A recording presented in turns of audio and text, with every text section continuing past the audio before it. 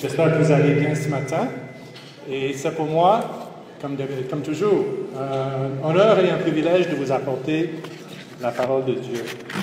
Nous allons commencer en lisant deux textes bibliques. Premièrement, on va lire 1 Pierre, le 2e chapitre, du 4e au 6e verset. Donc, si on peut afficher 1 Pierre 2, 4 à 6. Voici ce que l'apôtre Pierre a écrit. Approchez-vous de lui, Pierre vit. Attendez. Ok, merci.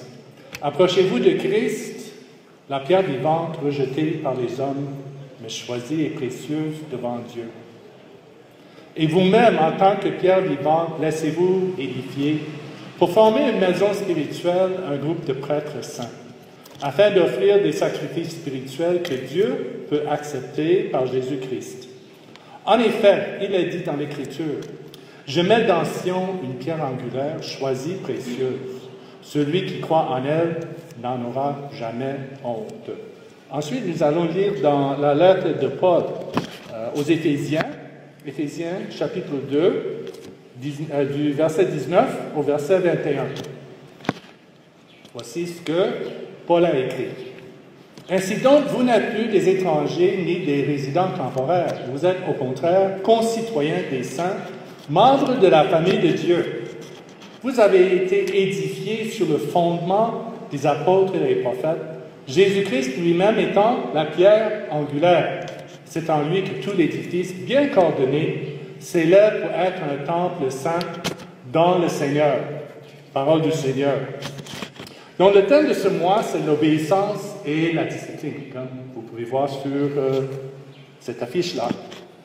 Et le sujet que je voudrais aborder ce matin, c'est la discipline dans nos relations avec l'Église. Donc, quelle conduite devons-nous tenir vis-à-vis de l'Église? Dimanche dernier, après le culte, pendant qu'on prenait le café en haut, je causais avec maman Justine et elle m'a raconté une petite anecdote. Et puis, elle m'a envoyé ça par écrit après. Donc, voici l'anecdote qu'elle a racontée. Je n'étais qu'une jeune néophyte des assemblées de Dieu quand on nous a raconté cette histoire dans le but de nous encourager à haïr les retards à l'Église.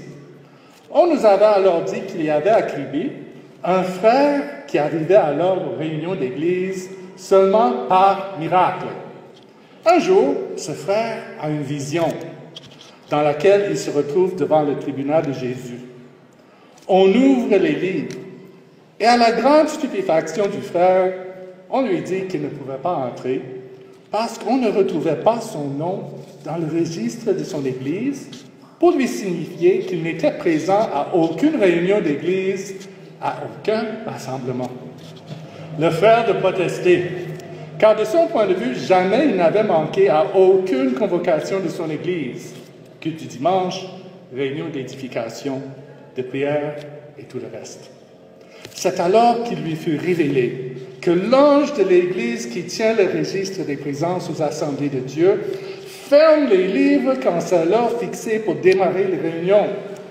Il lui fut dit alors de rentrer et de mettre sa vie en ordre avec le Seigneur sur ce point précis.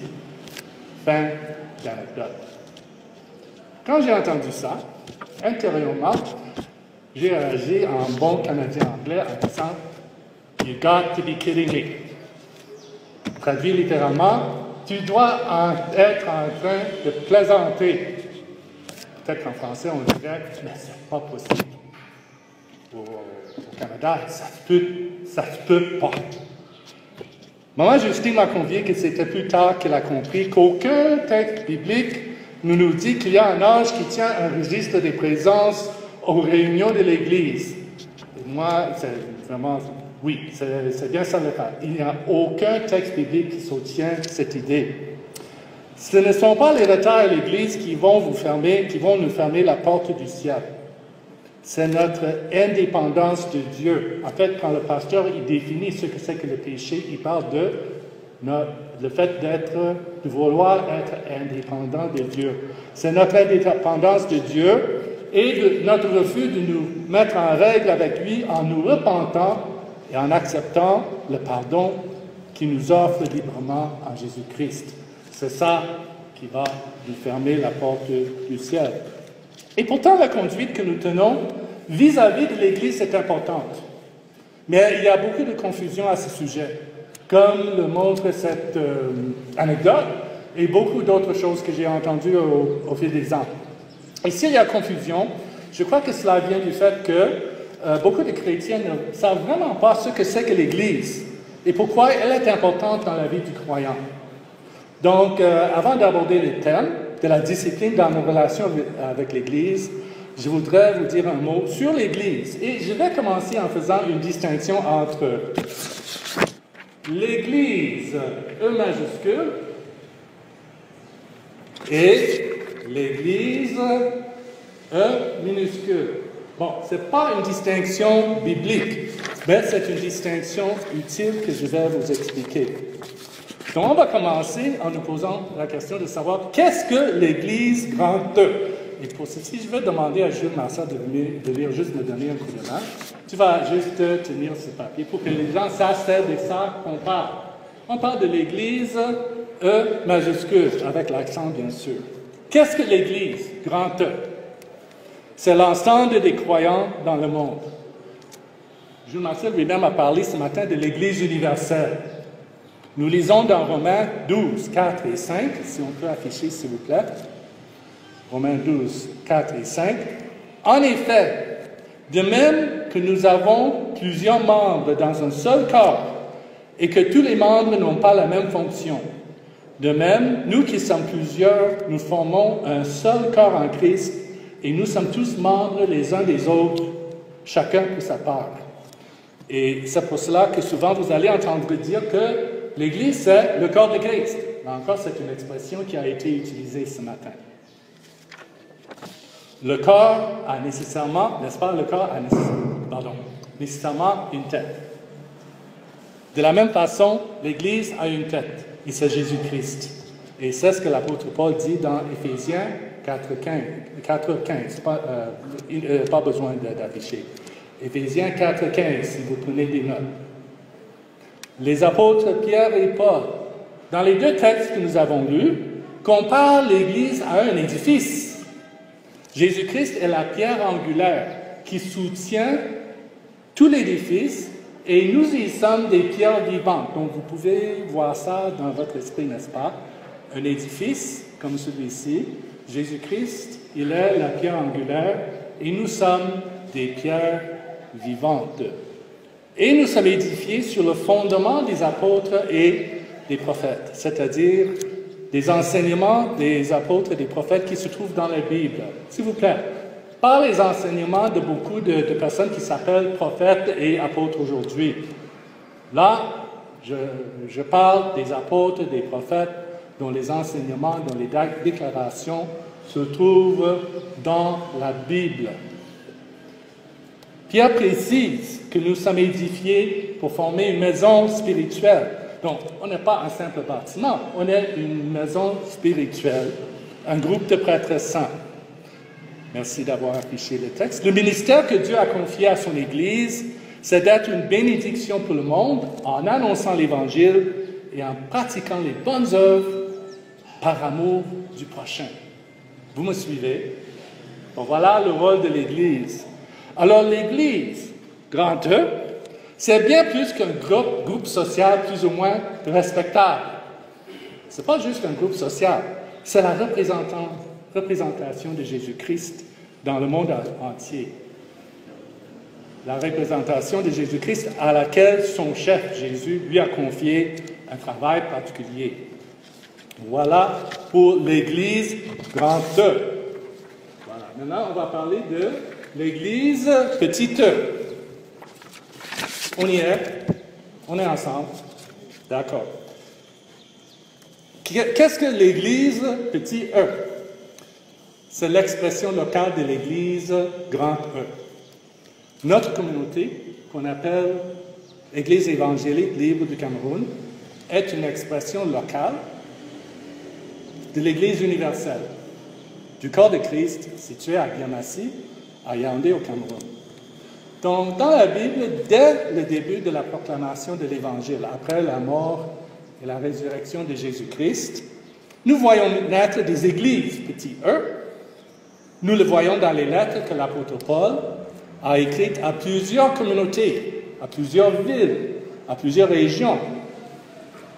Il y a Romain, donc qui est destiné aux croyants de la ville de Rome. Corinthiens, les 2 lettres aux Corinthiens, c'est la ville de Corinthe, donc l'église de Corinthe. Galates, c'est l'église de la Galatie. Éphésiens, c'est l'église d'Éphèse. Philippiens, l'église de Philippe. Les Colossiens, l'église de Colosse. Et enfin, les 2 lettres aux Thessaloniciens, l'église de Thessalonique. Ce sont toutes des villes qui existaient au 1er siècle. Alors, des églises, petit e, existent depuis que l'église, grand E, existe. Et ce qui est vrai pour l'église, grand E, est tout aussi vrai pour l'église, petit e. C'est-à-dire, Jésus-Christ est la tête. Il est la tête de l'expression locale du corps de Christ. Il est le chef et il est la pierre angulaire qui soutient l'édifice. Bon, pas littéralement, mais spirituellement. C'est Jésus-Christ qui soutient notre édifice spirituel. Nous sommes, toi, moi, lui, vous autres là-bas, j'espère que vous me suivez bien. OK. Nous sommes des pierres vivantes. Et Dieu a donné à chacun de nous des dons. On peut afficher Romains 12, 3 à 8, s'il vous plaît. Dieu a donné à chacun de nous des dons. Par la grâce qui m'a été donnée, donc c'est l'apôtre Paul qui écrit, je dis à chacun de vous de ne pas avoir une trop haute opinion de lui-même, mais de garder des sentiments modestes, chacun selon la mesure de foi que Dieu lui a donnée. En effet, de même que nous avons plusieurs membres dans un seul corps, et que tous les membres n'ont pas la même fonction, de même, nous qui sommes plusieurs, nous formons un seul corps en Christ, et nous sommes tous membres les uns des autres, chacun pour sa part. Nous avons des dons différents selon la grâce qui nous a été accordée. Si quelqu'un a le don de prophétie, qu'il l'exerce en accord avec la foi. Si un autre est appelé à servir, qu'il se consacre à son service. Que celui qui enseigne se donne à son enseignement et celui qui a le don d'encourager à l'encouragement. Que celui qui donne le fasse avec générosité, celui qui préside avec zèle et que celui qui exerce la bienveillance le fasse avec joie. Et chacun de nous, donc vous voyez, chacun de nous, nous avons un don. Et chacun de nous, nous avons notre place dans cette expression locale du corps de Christ qu'on appelle Église évangélique libre du Cameroun. Si vous êtes quand même, vous êtes souvent là, vous avez votre place. Si vous êtes de passage, vous avez, disons, la même place dans votre assemblée. C'est ce que Paul dit dans 1 Corinthiens 12, 14 à 17. Je ne demande pas qu'on affiche. Dans le chapitre 12, Paul dit clairement que nous avons besoin les uns des autres. Aucun de nous ne peut dire qu'il n'a pas besoin des autres membres du corps. La tête ne peut pas dire qu'il n'a pas besoin de la main. Le nez ne peut pas dire qu'il n'a pas besoin de l'oreille, ainsi de suite. Et enfin, Jésus, comme pour l'Église universelle, Jésus est l'autorité suprême de l'Église, petit e. Il a placé à la tête des églises, petit e, des responsables. Donc, c'est pour ça que nous avons des pasteurs, des anciens, des diacres, des diaconesses. Dieu leur a donné cette autorité. Alors, on dirait laisser le frère s'asseoir. Merci. Nous parlons toujours de l'Église petit a. Merci Jules Marcel pour ton service et ta jeunesse aussi. OK. Donc, l'Église petit e, c'est bien plus qu'un bâtiment qui porte un nom tel que Église évangélique libre et qui organise des réunions le dimanche et en semaine. L'Église, petit e, c'est un ensemble de personnes, comme nous, ou la plupart d'entre nous, j'espère, qui se sont repentis devant Dieu, qui ont reconnu leurs besoins, leurs péchés, leur indépendance vis-à-vis de Dieu, qui se sont repentis devant Dieu, qui ont cru l'Évangile, qui ont reçu Jésus-Christ comme Sauveur et Seigneur, et qui se laissent transformer par l'Esprit Saint pour vivre d'une manière qui soit digne de Dieu et qui lui soit agréable. Ces personnes, c'est-à-dire nous, qui sommes enfants de Dieu, nous existons pour glorifier Dieu, annoncer la bonne nouvelle de Jésus-Christ et faire de bonnes œuvres. Voilà. Donc ce matin, je voudrais faire un zoom sur l'Église, petit e, et plus particulièrement notre communauté. Et si vous êtes visiteur de passage, ce que j'aurai à dire est tout aussi vrai pour la communauté dont vous faites partie. Donc, comme il a été annoncé, le thème de ce jour, de la prédication de ce jour, c'est la discipline dans nos relations avec l'Église, petit e, dont je parle plus particulièrement de notre assemblée. Être discipliné dans nos relations avec l'Église. Et il y a 3 thèmes que je voudrais aborder. Tout d'abord, être discipliné dans la ponctualité au culte. Deuxièmement, être discipliné dans la participation aux réunions de l'Église. Et troisièmement, si on a le temps, être discipliné dans nos relations les uns avec les autres. Mon but n'est pas de vous culpabiliser. J'aime pas ça quand dans les églises, les pasteurs essaient de culpabiliser les gens. J'aime pas ça, mais plutôt de vous faire comprendre pourquoi tous ces éléments dont je vais parler sont importants. D'accord? OK, donc je commence en parlant de la nécessité d'être discipliné dans la ponctualité au culte. Et nous nous excusons du petit retard que nous avons pris ce matin pour commencer le culte. Notre but, c'est toujours de commencer à l'heure, à 10 heures. Donc, vous vous souvenez de l'anecdote de Maman Justine, par laquelle j'ai commencé ce message. Okay? Selon la vision, entre guillemets, que le frère a eue, on doit venir à l'heure pour s'assurer que son nom soit bien inscrit dans le registre des présences avant que ce livre soit fermé et qu'on ne soit pas chassé du ciel. Voilà le contenu de la vision que ce frère a eue. Mais heureusement, comme j'ai dit, aucun texte biblique ne soutient cette idée-là. C'est pour ça qu'il faut faire vraiment très attention aux visions, aux révélations que les gens peuvent vous raconter. Parce qu'il faut toujours valider ce que vous entendez dans ce qui est écrit dans la parole de Dieu. D'accord? C'est très important. Une autre chose. Aux années 90, je travaillais avec la CIL dans la région du Sud-Ouest, plus précisément à Manville.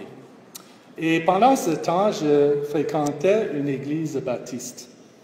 Et dans cette église, il y avait une sœur qui se plaignait sans cesse et elle le disait en anglais, « the sin of late coming », donc le péché du retard ou le péché de venir en retard. Elle avait cette expression qu'elle sortait tout le temps. Mais une fois encore, aucun texte biblique ne parle de ce péché, d'un tel péché. Ça ne veut pas dire que c'est bon d'être en retard systématiquement, mais on ne voit pas un verset dans la Bible qui va dire que venir en retard, c'est un péché. OK? Mais la question est pertinente. Pourquoi être à l'heure? Pourquoi est-il bon ou faudrait-il être à l'heure pour le culte? Et voici quelques raisons. D'abord et avant tout, nous retrouver avec nos frères et sœurs en Christ pour adorer Dieu est un devoir et un privilège. Le Dieu Tout-Puissant est notre Créateur. Si vous avez même la vie, la respiration ce matin, c'est parce que Dieu vous l'a donné. Notre vie dépend de lui. Il est digne de notre attention et il est digne de notre adoration. Il est digne de respect. Il mérite que nous soyons présents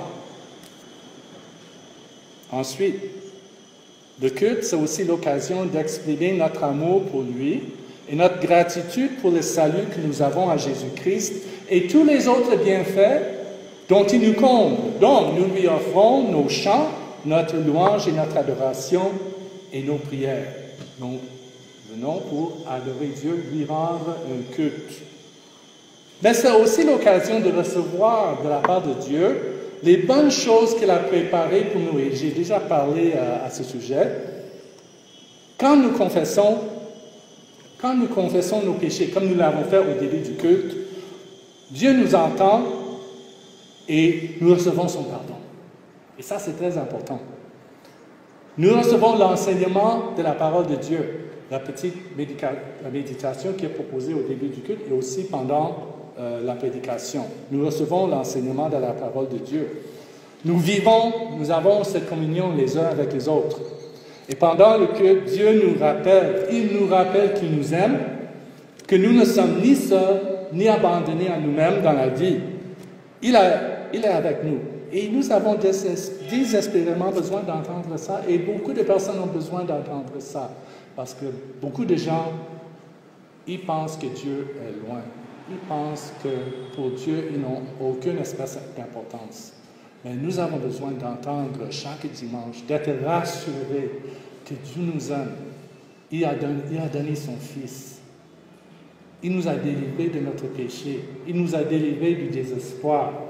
Même quand nous péchons, quand nous confessons nos péchés, il nous pardonne, il nous renouvelle. On a besoin de ça.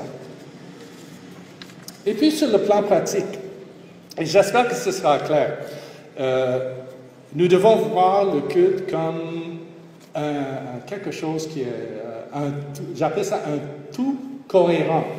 Là, comme le français n'est pas ma première langue, souvent j'ai du mal à trouver les bonnes expressions. C'est un tout, on voit ça comme un tout qui est cohérent. Ça passe? Je regarde, je Marcel. Ok, je vois le frère qui dit oui. D'accord, bon, je vais expliquer. Donc, chaque élément, du début à la fin du culte, a sa place, il a sa raison d'être. Les chants, donc quand nous arrivons, les chants nous préparent à focaliser notre attention sur celui que nous venons adorer.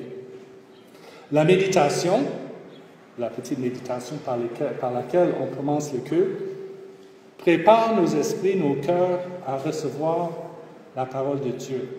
Déjà à ouvrir nos oreilles pour écouter et entendre ce que Dieu a à nous dire. Quand nous confessons nos péchés, nous reconnaissons notre besoin du pardon de Dieu et nous le recevons. Nous exprimons notre reconnaissance à Dieu pendant le temps consacré à l'adoration. Quand nous participons à la Sainte Seine au repas du Seigneur, nous proclamons la mort de Jésus-Christ jusqu'à ce qu'il revienne et nous le faisons avec l'ensemble des croyants dans le monde et des croyants qui ont toujours existé depuis que l'Église existe.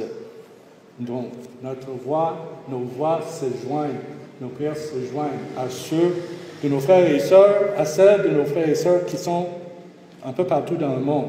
Nous écoutons la parole de Dieu, comme vous le faites maintenant. Nous apportons nos offrandes, nous écoutons les annonces et nous accueillons les visiteurs. Chaque élément, du début jusqu'à la fin, est conçu pour nous aider à mettre de côté les tracasseries de la semaine et à nous approcher de celui qui est le chef de notre communauté. Quand vous voyez un film que vous voulez voir, vous voulez être là dès le départ, n'est-ce pas, dès le début, pour ne rater aucune partie du film, n'est-ce pas? Sinon, quelque chose va manquer. Donc, de la même manière, essayons de voir le culte comme quelque chose qui est un tout cohérent. Et il est bon d'être là, du début jusqu'à la fin. Alors, voilà autant de raisons pour lesquelles je nous encourage à faire tout notre possible pour être à l'heure. Le culte, retenez bien ceci, le culte, ce n'est pas une simple réunion ou un simple événement qu'on met dans notre planning. Pour un enfant de Dieu, c'est un moment particulier pour confesser notre dépendance de Dieu, pour recevoir ses dons et pour reconnaître notre appartenance au corps de Christ, local et universel, dont Jésus-Christ est la tête. Donc, voilà pour la ponctualité au culte. Je vais passer au deuxième point.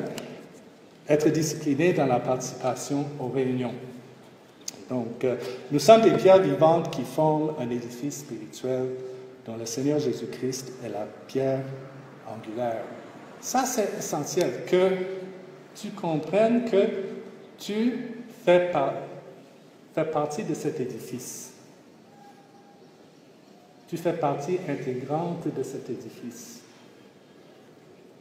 Chaque élément, quand vous construisez une maison, quand vous regardez ce bâtiment ou des chantiers, chaque élément qu'on trouve dans une structure, que ce soit les parpaings, les tôles, les poteaux, les prises électriques, les fenêtres, et ainsi de suite, a sa place. De la même manière, chacun de nous a notre place dans cet édifice qu'on appelle l'Église, petit E. Donc, les réunions en semaine, bon, on vient au culte, mais les réunions en semaine sont des moments tout indiqués pour trouver, développer votre place dans l'Église. Donc, que vous le sachiez ou non, que vous le croyez ou non, chacun de nous a un don ou des dons à apporter à la communauté. Des dons, des talents. Donc, ne ratons pas l'occasion de pouvoir enrichir la vie de notre communauté par les dons particuliers que Dieu a mis en nous. Je pense que le don que Dieu m'a donné, peut-être c'est le don d'enseigner la parole de Dieu, de participer au leadership de l'Église, d'essayer d'encourager les gens. On a des personnes ici dont le don, c'est de voir qui a un besoin. Ils vont sortir, une sœur, la sœur Audrey, qui sort la bouteille de gel, n'est-ce pas? Elle reconnaît qu'il y a un besoin. Elle sort la bouteille de gel, elle fait le tour juste pour donner le gel hydroalcoolique à tout le monde en ces périodes de pandémie. Et autre chose, le frère qui va faire circuler le corbeille à offrande. Nous avons des dons. Okay, maintenant, nous allons lire un autre verset qui est souvent cité pour nous exhorter à assister aux réunions de l'Église. Il s'agit d'Hébreux 10, 25. Hébreux 10, 25. Vous le connaissez certainement. N'abandonnons pas notre assemblée comme certains en ont l'habitude. On va s'arrêter là. N'abandonnons pas notre assemblée comme certains en ont l'habitude. Donc, dans certaines églises, on va sortir ce verset, l'utiliser comme un marteau pour dire « pa, pa, pa, faut venir à l'église, pa, pa, n'abandonnez pas notre assemblée, pa, pa, pa ». Et ça, c'est cette idée de culpabilisation que je n'aime pas vraiment beaucoup. Il y a des raisons. Pourquoi est-ce que l'auteur de cette lettre, pourquoi est-ce qu'il a écrit ça? Et c'est pour ça qu'il est bon de regarder, de lire les versets dans leur contexte. Donc maintenant, nous allons lire du verset 24 au verset 27. Voici ce que l'auteur de cette lettre a écrit. « Veillons les uns sur les autres pour nous inciter à l'amour et à de belles œuvres. » C'est alors qu'il écrit « N'abandonnons pas notre assemblée comme certains en ont l'habitude, mais encourageons-nous mutuellement. » Faites cela d'autant plus que vous voyez s'approcher le jour. Ah bon, le jour? Quel jour? En effet, si nous péchons volontairement, après avoir reçu la connaissance de la vérité, il ne reste plus de sacrifice pour les péchés, mais une terrible attente du jugement et l'ardeur du feu qui dévorera les adversaires de Dieu. Donc, qu'est-ce qu'on voit ici? On revient au début, au verset 24, s'il vous plaît. Donc, ce frère nous exhorte à nous veiller les uns sur les autres. Bon, c'est pas possible de veiller les uns sur les autres si on ne se voit jamais, n'est-ce pas? OK. Nous nous rencontrons pour nous inciter à l'amour et à de belles œuvres. C'est un thème qui revient souvent dans les écrits de Paul, et c'est une action réciproque qui se vit en communauté. Nous devons être ensemble pour pouvoir nous encourager de cette façon. nous inciter à l'amour et à de belles œuvres. Nous sommes appelés à nous encourager mutuellement. Impossible de s'encourager si on ne se voit pas. Et puis, l'auteur de cette lettre parle du jour. Il dit, faites cela d'autant plus que vous voyez s'approcher le jour. Mais de quel jour est-ce qu'il s'agit? Moi, je crois que c'est le jour du jugement qui parle. Que disent les versets 26 et 27? En effet, si nous péchons volontairement, après avoir reçu la connaissance de la vérité, il ne reste plus de sacrifice pour les péchés, mais une terrible attente du jugement et l'ardeur du feu qui dévorera les adversaires de Dieu. Nous avons besoin les uns des autres pour rester dans les voies de Dieu. J'ai besoin de vous, vous avez besoin de moi. Nous avons besoin les uns des autres, juste pour pouvoir continuer à marcher dans les voies de Dieu. Parce que si nous essayons de faire, avant j'ai parlé des chrétiens, il n'y a pas de chrétiens Lucky Luke. Vous connaissez le cowboy solitaire qui n'a besoin de personne. Mais vous risquez de tomber si vous n'êtes pas bien intégré quelque part dans une assemblée avec d'autres frères et sœurs qui vont vous encourager et même vous protéger. C'est une sorte de protection, si je peux dire. Notre participation à la vie de l'Église nous permet non seulement de nous encourager mutuellement, mais aussi de nous protéger mutuellement, nous aider, s'assurer que moi, je peux continuer à marcher dans les voies de Dieu. Parce que peut-être que vous me voyez en train de faire quelque chose de mauvais, vous pouvez me mettre en garde. Ancien Larry, faites attention. Faites attention.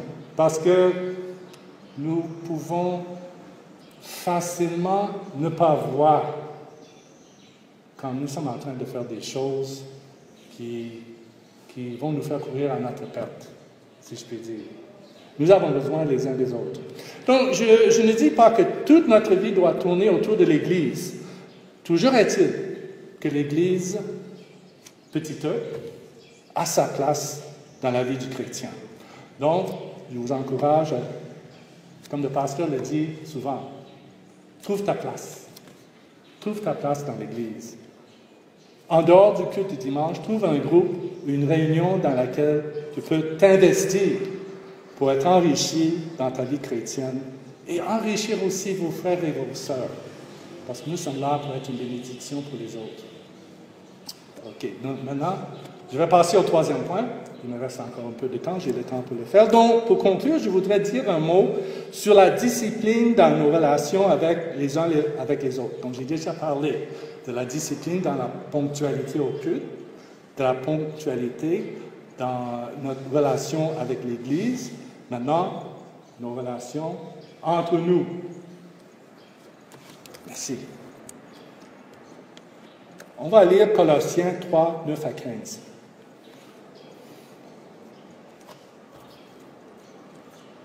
Suivez bien ce qui est écrit ici. Je ne vais pas vraiment le commenter. Je vais seulement faire un petit résumé après.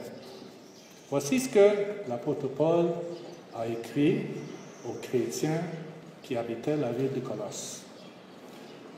Ne vous mentez pas les uns aux autres, car vous vous êtes dépouillés du vieil homme et de ses manières d'agir. Vieilles femmes aussi. Vous avez revêtu l'homme nouveau, la femme nouvelle aussi, qui se renouvelle pour parvenir à la vraie connaissance, conformément à l'image de celui qui l'a créé. Il n'y a plus ni juif, ni non-juif, ni circoncis, ni incirconcis, ni étranger, ni sauvage, ni esclave, ni homme libre, mais Christ est tout et en tous. Je vais m'arrêter là un moment. Bon, ces groupes sociaux que vous voyez, ce sont des groupes sociaux qui existaient à cette époque-là. Aujourd'hui, on pourrait l'adapter à la réalité camerounaise, n'est-ce pas? On pourrait dire qu'il n'y a plus ni francophone, ni anglophone, ni Béti, ni Bami, ni Hausa, ni Sawa, ni Grafi. Mais Christ est en tout et en tous. C'est un appel à l'unité entre nous. OK, on continue. Ainsi donc, En tant qu'être choisi par Dieu, saint et bien-aimé, revêtez-vous de, regardez bien, sentiments de compassion, de bonté, d'humilité, de douceur, de patience. Qu'est-ce que ça vous rappelle?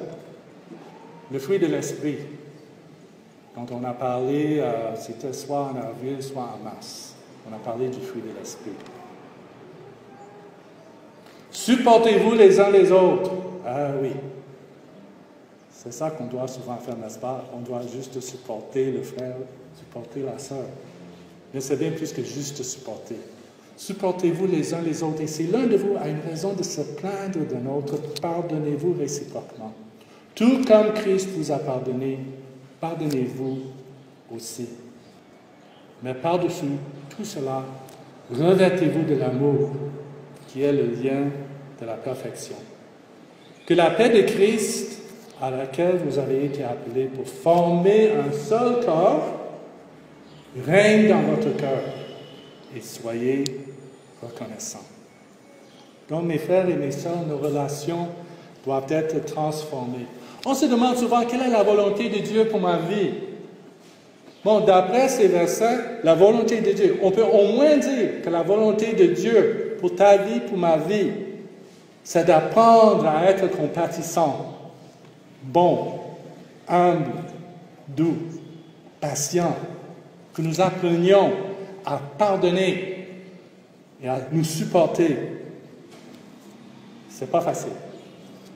Mais c'est en apprenant à bien vivre ensemble que, comme le dit le chant qu'on chante ici de temps en temps, que les chrétiens, non-chrétiens sauront que nous sommes chrétiens par l'amour dont nos actes sont empreints.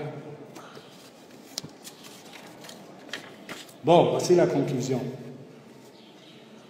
L'Église, petit e, cette communauté, est bien plus qu'un bâtiment où on se retrouve le dimanche. Elle est bien plus qu'un groupe social plus ou moins respectable. Le culte et les réunions de l'Église sont bien plus que de simples événements qu'on ajoute à notre agenda parce que c'est ce que les chrétiens font. Le chrétien, il va au culte, il va à la réunion de prière. C'est bien plus que ça. Voyons l'Église pour ce qu'elle est. Elle est l'expression locale du corps de Christ, du grand rassemblement de tous ceux et de toutes celles qui aiment celui qui est la tête de l'Église et qui s'appelle par son nom. C'est en marchant avec nos bien-aimés en Christ que nous allons trouver notre place. En tant qu'enfants de Dieu, grandir dans la foi, grandir en connaissance et en maturité chrétienne et trouver un plein épanouissement. Pas pour nous seulement. Ce n'est pas que moi je veux être épanoui, juste pour moi-même, pour que je me sente bien. Non, c'est pour être une bénédiction pour les autres. Ceux qui croient en Jésus et ceux qui ne croient pas, en pratiquant les bonnes œuvres que Dieu a préparées d'avance. C'est cela. C'est cela. Et non pas des fables qui n'ont aucun fondement biblique qui va nous motiver à accorder à l'Église et au corps dont Christ est la tête, toute la place qui lui revient dans nos vies. Donc, oubliez ces histoires de registre des présences au ciel, de sin of late coming, le péché d'être en retard, d'autres choses que j'ai entendues comme « Ah, si tu as rendez-vous avec le sous-préfet, tu seras là, n'est-ce pas? » Bon, encore plus pour Dieu. Bon, ok, ça, je vois un peu, mais quand même, c'est pas ça qui va motiver les gens.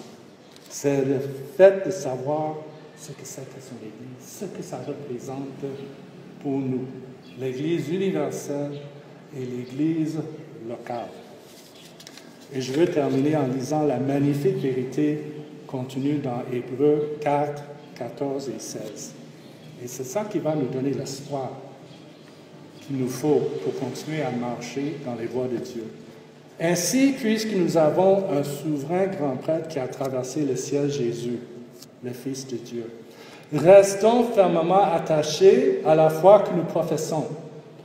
En effet, Nous n'avons pas un grand prêtre incapable de compatir à nos faiblesses. Et nous en avons beaucoup.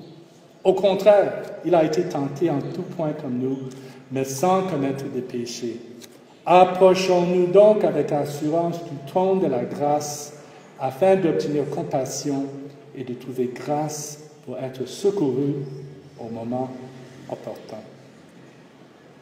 Nous avons besoin de la grâce de Dieu pour pouvoir marcher d'une façon qui soit digne de lui et qui lui soit entièrement agréable. Et en Jésus, il nous donne cette grâce volontiers. Nous allons prier.